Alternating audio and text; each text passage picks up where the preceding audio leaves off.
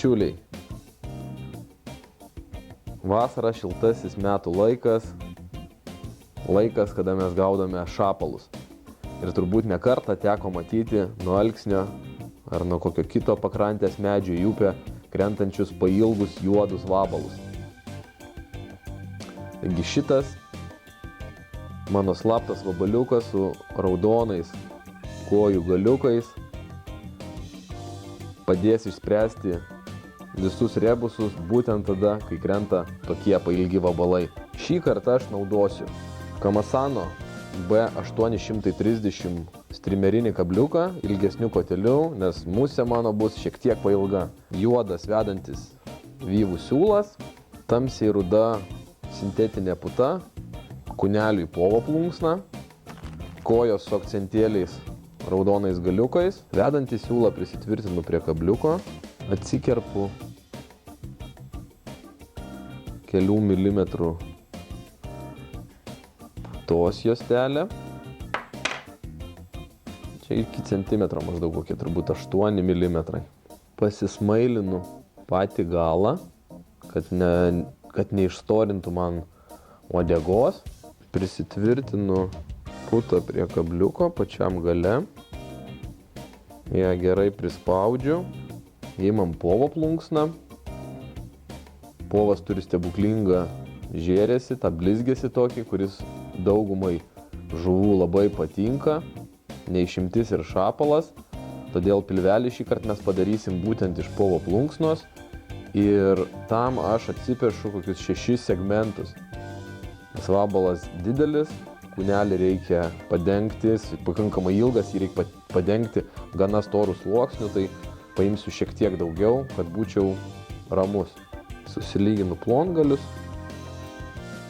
nuplėšiu, kurie ilgesni, kad turėčiau visus vienoje vietoje, tvirtinu prie kabliuko pačiam gale.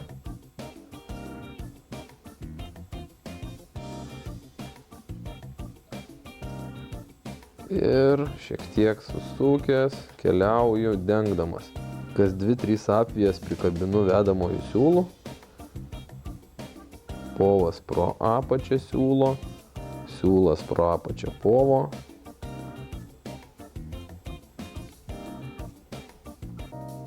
Ir taip iki pat galo.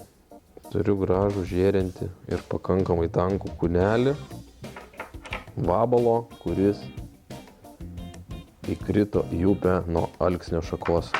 Lenkiu putą, porą laisvų apvijų, šiek tiek įveržiu ir tada pritvirtinu.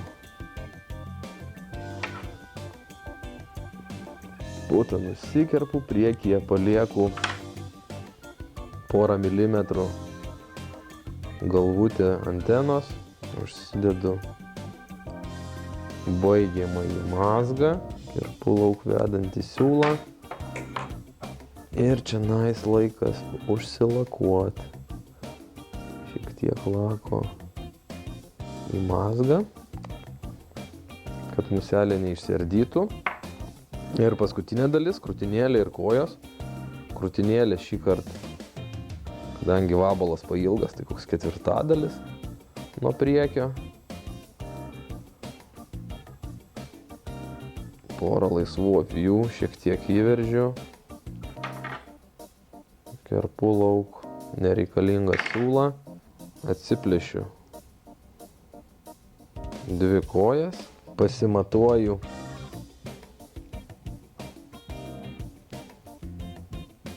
kad raudoni galiukai būtų maždaug su kūneliu tokio ilgio. Ir dedu galinę koją, vieną, galinę koją antrą.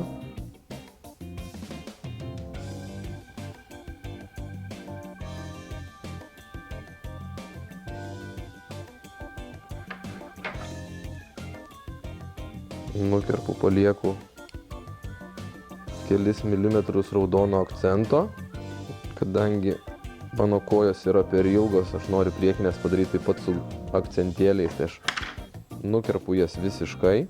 Ir dabar tokia pat tvarka užsidedu priekinės kojas. Iš vienos pusės.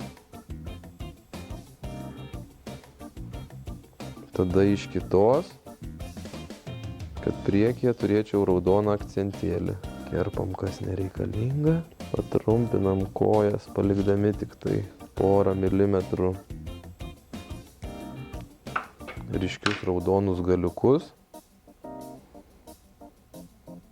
Dar keletas kontrolinių apvijų. Baigiamasis mazgas. Siūlas keliauja lauk. Lašelis lako. Ir baigta. Juodas, pailgas, nuo alksnio įkritęs vabalas.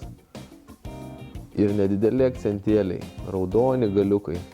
Raudoni kojyčių galiukai. Guminės kojos jos nuo menkiausio krustelėjimo juda. Ir tie raudoni galiukai tokį sukuria labai gerą judesio efektą. Taip pat jie aišku veikia kaip kažkoks tai provokatorius.